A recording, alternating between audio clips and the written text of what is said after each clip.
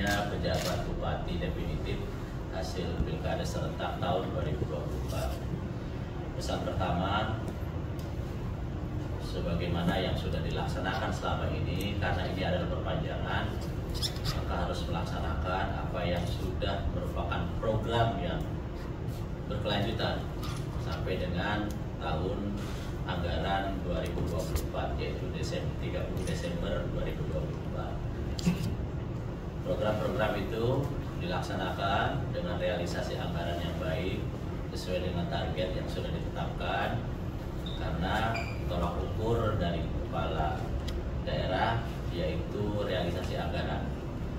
BPK akan melihat itu, BPKP juga akan melihat seperti itu, Kemendagri juga akan dilihat seperti itu, bahkan DPRD setempat juga akan melihat realisasi anggarannya. Jadi maksimalkan untuk terus mengevaluasi OPD-OPD agar anggarannya maksimal sesuai dengan target. Yang kedua, akuntabilitas.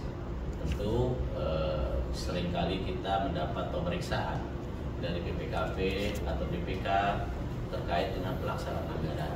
Karena itu saya yakin Pak Mulyadi bisa melakukan akuntabilitas pelaporan anggaran dengan sebaik-baiknya, minimalisir temuan-temuan di lapangan yang itu akan menjadi beban bagi pemerintah di tahun 2025.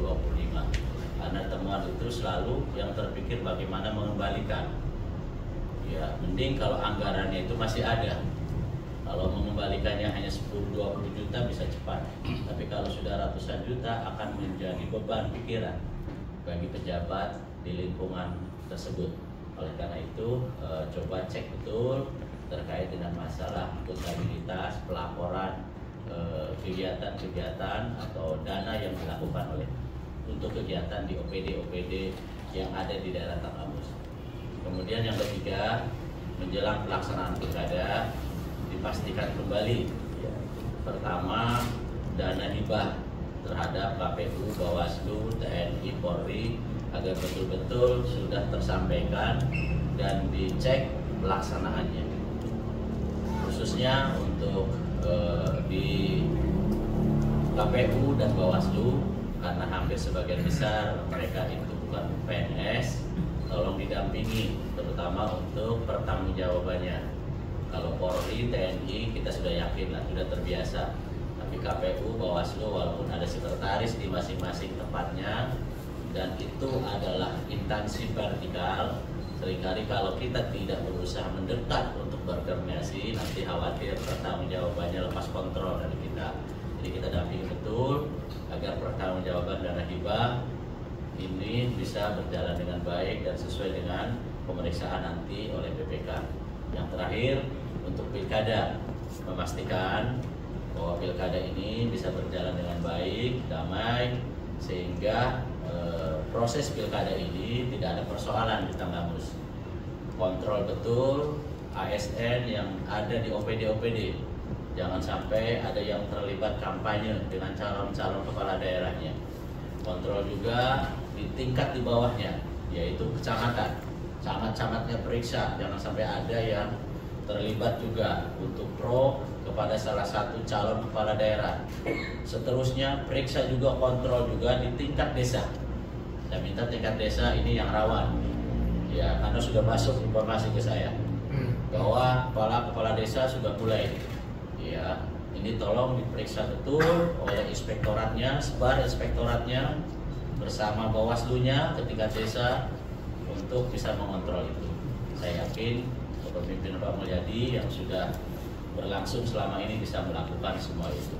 Seperti yang saya sampaikan pada penyerahan di pejabat sementara kemarin juga ini saya tekankan untuk di perangkat desa yang seringkali netralitasnya tidak terukur dan tidak terkontrol. Jadi oleh karena itu mari kita bersama-sama untuk mengontrol di tingkat pedesaan. Ya, kalau kecamatan mungkin masih PNS masih terkontrol, tapi kalau tingkat desa ini sudah tidak terkontrol. Oleh karenanya saya minta Pak Bupati, ya, bersama inspektorat di kabupaten, bersama Bawaslu dan OPD yang terkait dengan masalah netralitas ini untuk bekerja sama dan sebar semuanya, supaya betul-betul terkendali di tingkat desa. Demikian. demikian yang harus disampaikan. Mudah-mudahan saya yakin Pak Mulyadi karena sudah mempola api dan pengukuhan tidak lanjut periode yang kedua, saya yakin semua itu bisa dilakukan dengan sebaik-baiknya. Demikian, saya terima kasih kepada Otda, ya Upin yang sudah melakukan tugasnya, kemudian Biro Hukum, ya Pak Pirsada yang sudah melakukan tugasnya, Inspektur yang selalu perintah selalu, Inspektur sebanyak kerjaannya yang harus menyebar. Ya kadang-kadang dengan intelijen inspektoratnya sudah mulai keluar. Ya. Sekarang sudah ada intelijen inspektorat di setiap daerah. Ya, saya bilang jangan diam-diam bergeraknya, laporannya langsung ke saya, itu intelijennya. Jadi lakukan juga di tingkat kabupaten kota, ada intelijen dari inspektorat. Nggak perlu tahu OPD itu bergeraknya, biarin aja.